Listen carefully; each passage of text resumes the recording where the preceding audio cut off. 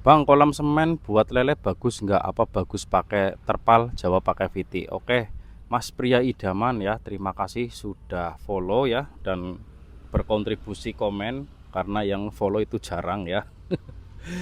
Oke, kita bahas tentang bagus mana ya. Kalau misalkan jawabannya bagus mana, saya kira misalkan dengan ukuran yang sama ya, seperti kita asumsikan di sini ya.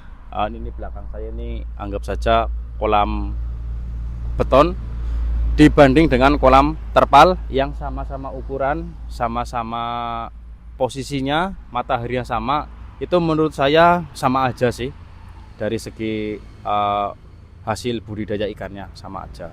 Meskipun saya belum pernah budidaya pakai kolam beton ya, cuma saya sharing-sharing dengan teman-teman yang pakai kolam beton itu nggak ada bedanya, sama.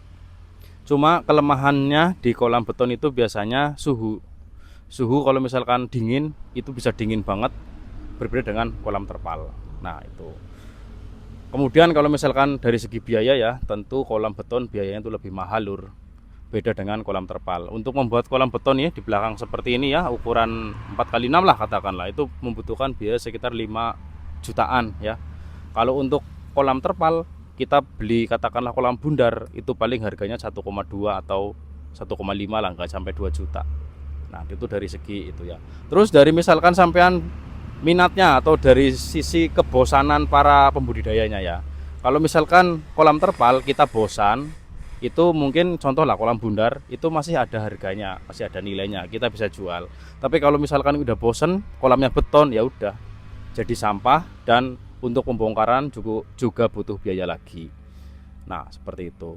Nah dari segi kemudahan ya, dari segi kemudahan itu mudah kolam beton. Kalau kolam beton itu ketika panen ya tinggal serak-serok aja, seser terserah suka-suka hati. Tapi kalau kolam terpal itu harus hati-hati, nanti bisa sobek, bahkan eh, bisa kepatil-patil lele gitulah ya.